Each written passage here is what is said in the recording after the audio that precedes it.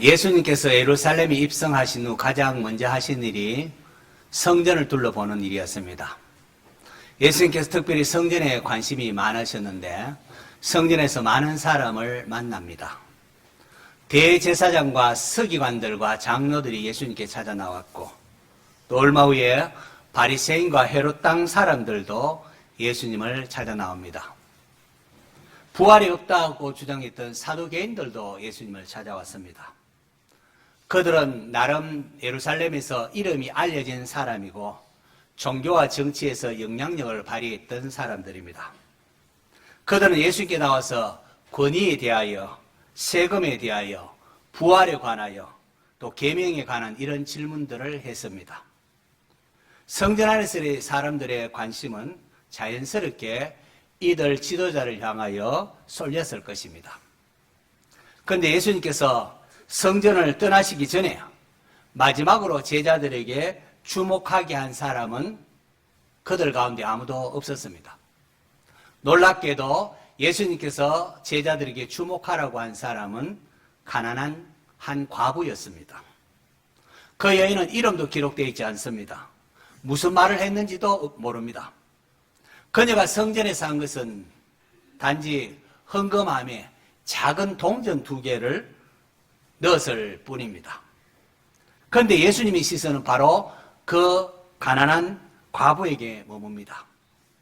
마가는 예수님께서 성전에서 하신 여러 가지 일들 가운데 마지막 하이라이트로 한 가난한 과부가 드린 2렙돈을 보시며 칭찬하신 것을 기록하고 있습니다. 오늘 본문에는 2가지 중요한 질문이 있습니다. 하나는 예수님이 누구신가 하는 겁니다. 그리고 또 다른 하나는 그 예수님이 무엇을 보고 계시는가 하는 질문입니다. 오늘은 이 2 질문을 따라서 말씀을 살펴보려고 합니다. 먼저 35절 보시면은 예수께서 성전에서 가르치실 때 대답하시되 어찌하여 서기관들이 그리스도를 다윗의 자손이라 하느냐. 오늘 본문을 보면 한 가지 눈에 띄는 변화가 있습니다. 그동안 예수님은 계속해서 질문을 받기만 했습니다. 대제사장과 서기관들과 장로들, 여기도 서기관 나옵니다. 대제사장과 서기관들과 장로들이 예수님께 묻습니다. 아니 당신 무슨 권위로 이런 일을 하느냐 물었습니다. 얼마 후에 바리새인과 헤롯 땅 사람들이 또 예수님께 묻습니다. 가이사에게 세금을 바치는 것이 옳으니까 묻습니다. 또 얼마 후에는 부활을 부정했던 사두개인들이 또 예수님께 부활 때에 그 여자는 누구의 아내가 되겠습니까? 라고 묻습니다. 그리고 오늘 본문 앞에서 또 보니까 한 서기관이 모든 계명 중에 첫째가 무엇입니까? 질문합니다. 예수님은 그동안 계속해서 질문을 받으셨습니다. 그런데 오늘 본문에는 예수님께서 질문하십니다. 어찌하여 서기관들이 그리스도를 다윗의 자손이라 하느냐. 서기관들은 말씀 맡은 자 아닙니까? 그런 자에게 그리스도를 다윗의 자손이냐 묻습니다. 이 질문은 상대방을 곤란하거나 함정에 빠뜨리기 위한 질문이 아닙니다. 이 질문은 예수님께서 자신이 누구인가를 나타내기 위하여 밝히기 위한 질문입니다. 예수님은 시편 110편 1절을 인용하십니다. 다윗이 성령에 감동되어 친히 말하되 주께서 내 주께 이르시되 내가 내 원수를 내 발 아래 둘 때까지 내 오른편에 앉았으라 하셨도다. 주께서, 주는 하나님께서, 여호와 하나님께서 내 주께 이르시되, 여기 내 주는 앞으로 오실 그리스도에게 이르시되 내가 내 원수를 내 발 아래 둘 때까지 내 우편에 앉았으라 하였도다. 당시 유대인들은 메시아가 다윗의 자손으로 오신다는 것으로 알고 있었습니다. 그래서 맹인 바디메오도 다윗의 자손이여 나를 불쌍히 여기소서라고 외치지 않습니까? 이 예수님께서 맹인 바디메오의 눈을 뜨게 하시면 이런 기적을 통하여 예수님이 바로 그들이 기다리던 다윗의 자손으로 오신 메시아이심을 계시하셨습니다. 그런데 하지만 예수님은 단순한 다윗의 자손이 아니라는 겁니다. 주님은 다윗도 예수님을 그리스도를 가리켜서 주라고 경배하는 그런 분이라고 말하고 있습니다. 앞서 예수님께서 성전에 들어가셔서 성전 안에서 매매하는 자를 내쫓으시고 돈 바꾸는 자들의 상과 비둘기 파는 자들의 의자를 둘러 엎으시는 처음이자 마지막 그런 행동을 하셨습니다. 그리고는 내 집은 만민이 기도하는 집이라 칭함을 받으려 하지 아니하였느냐, 너희는 강도의 소굴을 만들었도다 라고 하셨습니다. 그러자 대제사장과 서기관들과 장로들이 예수님께 찾아와서 묻습니다. 아니 당신 도대체 무슨 권위로 이런 일을 하느냐라고 말합니다. 주님께서 그 질문에 대한 대답을 지금 하고 계신데요. 오늘 본문이 바로 여기에 대한 마지막 대답이 담겨져 있습니다. 너희가 내 권위를 묻느냐? 나는 다윗도 주라고 부르는 그리스도다라는 대답을 지금 하고 계신 겁니다. 여러분, 예수님은 베들레헴에 태어나셔서 사람이 되어 이렇게 땅에 오셨지만은 예수님은 단순한 인간이 아니십니다. 다윗의 후손으로 오셨지만 다윗보다 월등히 크신 분, 다윗이 주라고 경배해야 하는 그런 분이십니다. 앞서 포도원 농부 비유에서 암시되었듯이 종교 지도자들이 그를 십자가에 못 박아 죽이겠지만 그분은 온 우주 만물의 주인이신 하나님의 독생자이십니다. 그리고 장차 사망벌세를 깨고 부활하사 하나님 보좌 우편에서 앉아서 만물을 다스리는 만유의 주 만왕의 왕이십니다. 마가는 이 그의 복음서를 시작하면서 마가복음 1장 1절에 하나님의 아들 예수 그리스도의 복음의 시작이라. 예수님이 누구시라고요? 하나님의 아들이시라고 우리에게 선포하고 있는 겁니다. 여러분, 신앙생활에서 가장 중요한 것은 예수님이 누구신가를 알아야 하는 겁니다. 여러분, 예수님 누구라고 알고 있습니까? 우리에게 좋은 말을 해주는 그런 선생님 정도로 알고 있지는 않습니까? 힘들 때에 우리에게 위로의 말씀을 던져주시는 그런 분으로만 알고 있지는 않는가 하는 겁니까? 그것만으로 충분하지 않습니다. 예수님은 하나님의 아들이십니다. 예수님은 우리의 주님이십니다. 믿습니까? 하나님의 독생자 예수님을 여러분의 주님으로 모시는 성도 되시기를 축원합니다. 예수님께서는 이 서기관들이 왜 그리스도를 다윗의 자손이라 하느냐 이렇게 질문하신 후에 또 서기관들의 잘못된 삶의 모습을 조명합니다. 38절 39절 쭉 보니까 예수께서 가르치실 때에 이르시되 긴 옷을 입고 다니는 것과 시장에서 문안받는 것과 회당 높은 자리와 잔치의 윗자리를 원하는 서기관들을 삼가라. 여러분, 서기관들은 성경을 연구하고 해석하며 백성들에게 가르치는 사람입니다. 말씀을 맡은 지도자들이 말씀을 잘못 가르치거나 또는 그들의 삶이 어긋난 삶을 살게 되면은 이것은 큰 영향력을 미치지 않을 수 없습니다. 성전의 타락은 이 서기관들과 밀접하게 관계가 있는 것입니다. 예수님께서는 서기관들을 삼가라 말씀하면서 지적하신 내용이 무엇입니까? 서기관들은 아주 근엄해 보이는 긴 옷 입기를 좋아합니다. 시장에서 사람들이 알아주고 인사받는 것을 좋아합니다. 회당에서 높은 자리에 앉는 것을 좋아했고 잔치에 갈 때 그저 윗자리에 앉는 것을 좋아했습니다. 전부 무엇과 관계되어 있는 거 하니까 보이는 것과 관계되어 있습니다. 사람들이 나를 어떻게 보는가? 사람들이 나를 얼마나 인정해 주는가? 나를 얼마나 높여 주는가? 신앙의 중심이 하나님이 아니라 사람의 눈에 있었다는 겁니다. 더욱 심각한 말씀이 40절에 나오는데요. 그들은 과부의 가산을 삼키며 외식으로 길게 기도하는 자니 그 받는 판결이 더욱 중하리라 하시니라. 참 무서운 말씀 아닐 수가 없습니다. 길고 기도하는 것, 기도를 길게 하는 것, 이게 얼마나 좋은 일입니까? 예수님께서 밤새 기도하는 모습을 보여주시지 않습니까? 근데 문제는 외식으로. 외식이 뭡니까? 실제는 그렇게 하면서 남한테 보이려고 하는 게 외식입니다. 남에게 그냥 보이려고 내가 이만큼 이렇게 길게 기도하는 사람이라는 걸 보이려고 했다는 겁니다. 겉으로는 경건해 보이는 그런 모습을 보였지만은 또 속으로는 자기 이익을 챙겼습니다. 과부의 가산을 삼킨다. 과부는 당시 사회적으로 가장 약하고 보호받아야 할 자들입니다.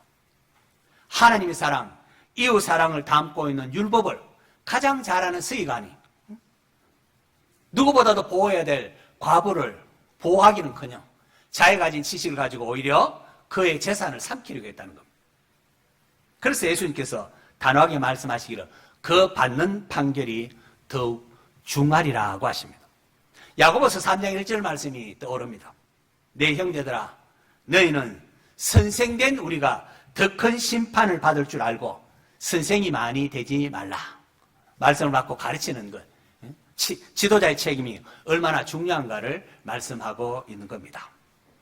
성도 여러분, 이것은 목회자로 듣고 교회 지도자들만 듣는 말씀이야 그렇게 치부할 것은 아닙니다. 우리 모두에게도 해당되는 말씀입니다. 여러분, 신앙생활을 오래 하면서 이렇게 익숙해지다 보면은 어느 순간 하나님보다 사람을 의식하는 경향이 있습니다.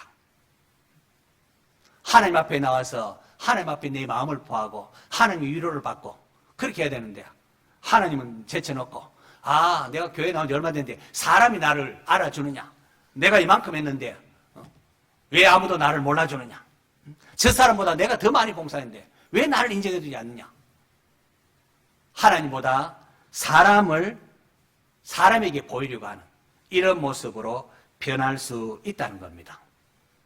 오늘 본문은 이러한 우리에게 경종을 울립니다. 누구에게 보이려고 신앙생활하고 있는가 하는 겁니다.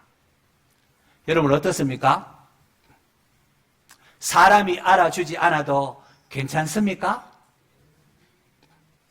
사람이 칭찬하지 않아도, 사람이 몰라줘도 계속해서 섬길 수 있습니까? 여러분이 이제 마음으로 대답하셔야 됩니다. 아무도 박수치지 않아도 또 사람들이 오해를 해도 하늘의 상이 큰 줄 알고 하나님 한 분 보시는 것으로 충분합니까? 그럴 수 있길 바랍니다. 교회 시험 들었다는 사람 보십시오. 다 뭡니까? 중직자가 되어도 다 사람들이 나를 인정하지 않는다고, 왜 나를 몰라주느냐고, 여기 시험에 빠지고 내가 이 교회 다닌 지 얼마나 됐는데 왜 몰라주느냐고. 하나님 한 분으로 충분하십니까? 그럴 수 있길 바랍니다. 그러면 웬만한 것 갖고는 시험에 빠지지 않습니다. 바로 이 질문에 대한 대답으로 마가는 한 사건을 우리에게 언급합니다. 41절 보니까 예수님께서 헌금함을 대하여 앉아서 무리가 어떻게 헌금함에 돈 넣는가를 보실세, 이거 보실세는 미완료 시제로 계속해서 지켜본다는 겁니다. 부자는 많이 넣는데, 저는 이 장면을 읽을 때마다 조금 놀랍니다. 예수님께서 헌금함 그 딱 맞은편에 앉아서 지켜보고 있었다는 겁니다. 얼마나, 예수님이 무슨 또 헌금을 이렇게 관심을 지켜본단 말인가. 우리가 읽기 굉장히 좀 부담스럽지 않습니까? 예수님이 우연히 그냥 지나가다 본 게 아니고요, 의도를 가지고 어떻게 헌금하는가 의도를 가지고 지켜보고 계시다는 겁니다. 그러니까 여러 부자들이 와서 많은 부자들이 헌금을 이렇게 넣습니다. 많은 돈을 넣는 걸 보셨습니다. 그러다가 한 여인이 들어오는데, 이 여인에는 조금 전에 내린 게 동전 2개입니다. 동전 2개를 그냥 넣습니다. 42절 보시니까 한 가난한 과부는 와서 2렙돈, 곧 한 고드란트를 넣는지라. 2렙돈, 곧 한 고드란트. 마가는 굳이 그 액수를 자세히 설명까지 해줍니다. 2렙돈은 한 고드란트라는 겁니다. 이 고드란트는 로마에서 사용하는 가장 작은 단위의 동전입니다.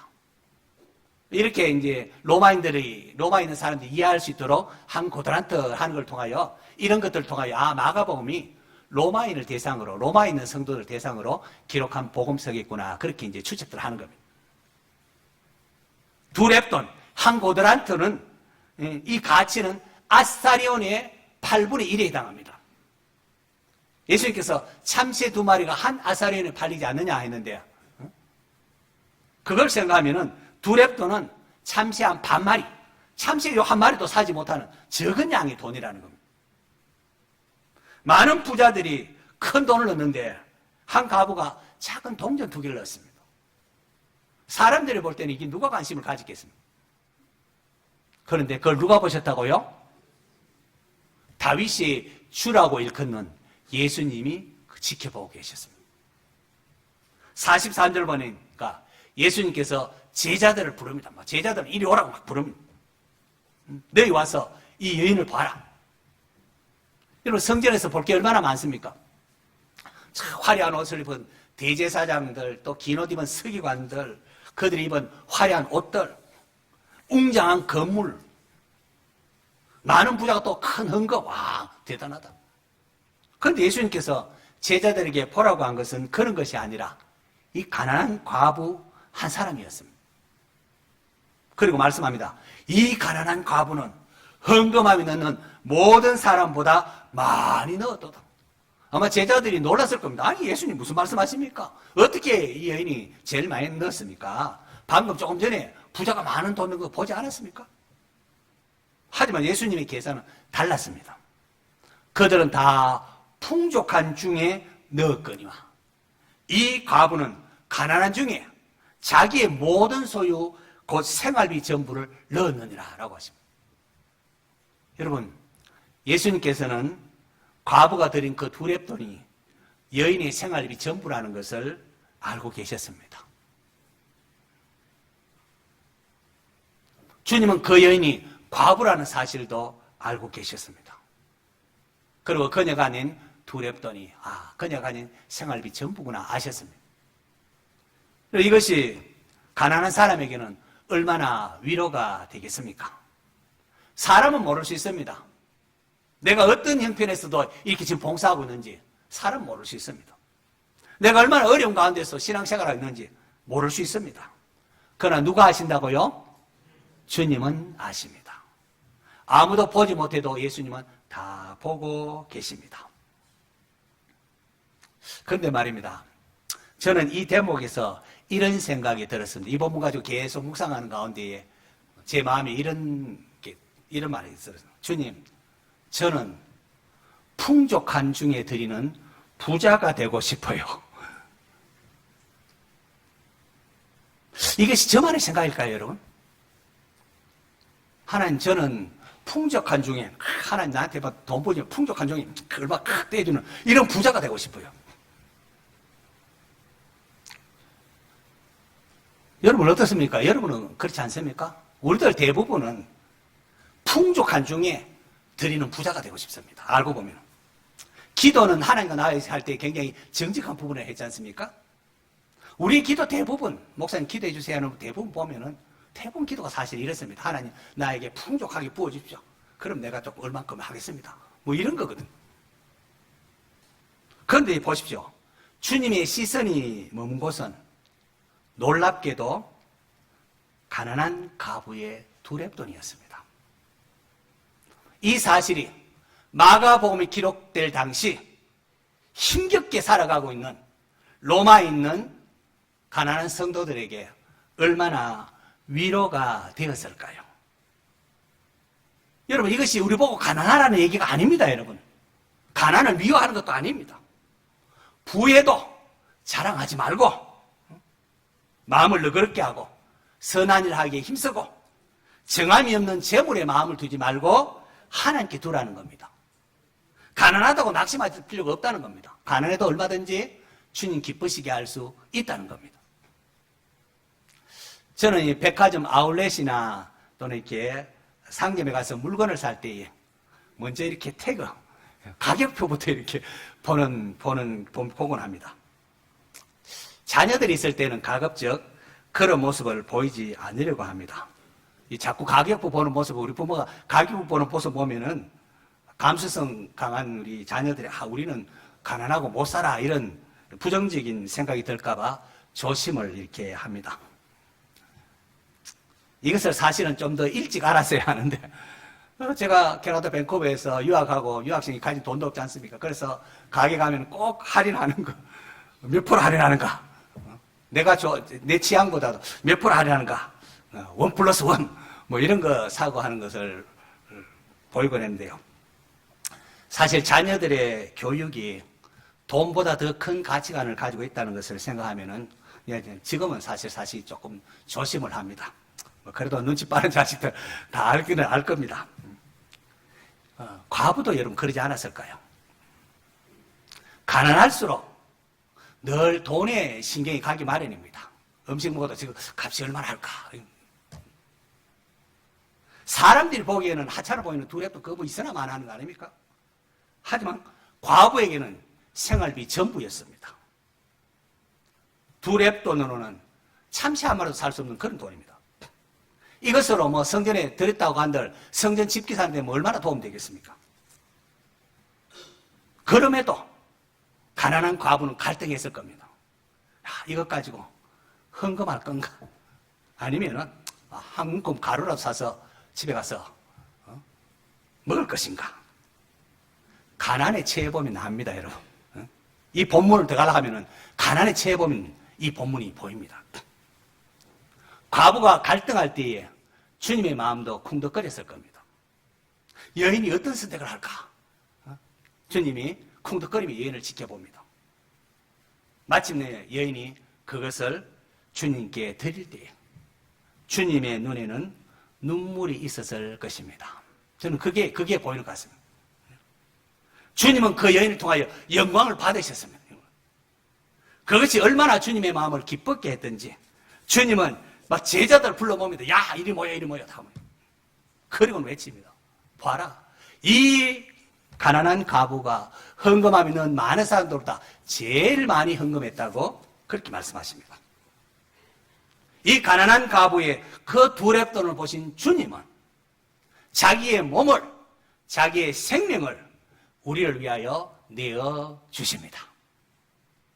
성도 여러분, 우리가 믿는 하나님은 우리의 희생과 헌신을 강요하고 억압하는 분이 아니십니다. 때로는 잘못된 길로 갈 때 돌이키기 위하여 그것도 사랑으로 징계할 따름입니다. 우리를 위하여 모든 것을 다 하시는 분이십니다. 여러분, 피조물이 창조주께 드리는 것은 창조주께 드리는 건 당연하지만은 창조주께서 피조물을 위하여 자신의 전부를 내어주시는 것은 이건 신비입니다. 신비예요. 이게 십자가 사건입니다. 하나님은 사랑이시다 하는 게 놀라운 십자가 사건을 통하여 우리에게 계시해 주는 겁니다. 여러분 조심하십시오. 여인이 드린 두랩돈 지금 헌금 얘기가 아닙니다. 단순한 헌금 얘기가 아닙니다. 예수님께서 제자들을 불러 말씀하셨다. 내가 진실로 중요한 말씀할 때 제자들에게 중요한 말씀을 하지 아닙니까? 제자들 불러 말씀하셨다는 것은 예수님께서 여인의 헌금을 통하여 제자도를 가르친 겁니다. 예수님을 따르는 제자는 어떠한 사람이 되어야 하는가? 가난한 여인이 두랩돈을 드림을 통하여 자신의 전부를 드리는 것이 바로 제자라는 겁니다. 제자도 바로 예수님을 따르는 우리의 모습이 어떠해야 하는가를 말씀하고 있는 것입니다. 가난한 과부가 드린 두랩돈, 하나님께 과부는 두랩돈 자신의 전부를 드린 겁니다. 그리고 원래 그것이 하나님의 것입니다. 하나님의 것을 하나님의 것으로 인정하는 것, 이게 전체 성경의 가르침입니다. 제자들의 대응은 또 다음 기회에 조금 다루도록 하고요. 말씀을 좀 정리하려고 합니다. 오늘 설교 제목이 다윗의 주 두랩돈을 보시다입니다. 예수님은 다윗도 주라고 부르시는 존귀하신 분이십니다. 그런데 다윗의 주께서 성전에 앉아서 무엇을 보고 계십니까? 한 가난한 과부의 그 두랩돈을 보고 계십니다. 여러분 놀랍지 않습니까? 온 세상의 주인이십니다. 다윗이 주라고 불리는 존귀하신 분이십니다. 그런데 그 주님의 눈에는 들어온 게 세상을 뒤흔드는 화려하고 어떤 그런 것이 아니라 가난한 과부가 넣은 작은 동전 2개였다는 겁니다. 이것이 우리가 믿는 주님이십니다. 크고 높으신 분이시지만은 작은 것 하나 놓치지 않으십니다. 온 세상을 다스리시지만은 한 사람도 놓치지 않고 지켜보십니다. 많은 무리 가운데에 이름 없는 과부를 보시고 아무도 알지 못하는 그 여인의 형편까지 다 알고 계시는 분이십니다. 우리는 큰 것을 좋아합니다. 대도시, 큰 교회, 큰 건물, 많은 헌금, 대단한 성공. 그런데 주님의 눈은 때로 우리가 전혀 주목하지 않는 곳을 향하고 계십니다. 이어지는 여러분 마가복음 13장 넘어가면은 제자들이 성전을 바라보면 감탄, 야 주님 이 건물 얼마나 화려합니까? 얼마나 대단합니까? 이 돌이 어떤 돌인지 아십니까? 막 그렇게 했습니다. 그때 예수님께서 돌 하나도 돌 위에 남지 않고 다 무너뜨려지리라고 하십니다. 예수님의 관심은 외적인 어떤 화려한 그런 것이 아니었습니다. 성전을 떠나기 전 주님의 시선이 머문 곳은 한 가난한 과부의 2렙돈이었습니다. 오늘도 그 주님의 시선은 크고 화려한 것만을 찾지를 않습니다. 말없이 충성하는 사람이 누군가, 아무도 몰라주지 않는 자리에서도 기도의 자리를 지키는 사람, 어려운 형편 가운데서도 하나님을 의지하며 하나님 주인됨을 인정하는 사람, 작지만 진실되이 자기의 삶을 하나님 앞에 헌신하며 드리는 그런 것, 우리 주님께서 보고 계십니다. 다윗의 주께서 2렙돈을 보셨습니다. 그러므로 우리가 하는 그런 봉사나 헌신이 작다고 해서 가볍지 않습니다. 사람은 몰라줘도 주님은 다 알고 계십니다. 사람은 지나쳐도 주님은 지켜보십니다. 그리고 그 주님 앞에 드려진 삶과 헌신은 결코 헛되지가 않습니다. 다윗도 주라 부른 예수님을 나의 주님으로 모시고 사람의 눈이 아니라 주님의 눈을 의식하며 믿음으로 살아가는 저와 여러분 되기를 축원합니다.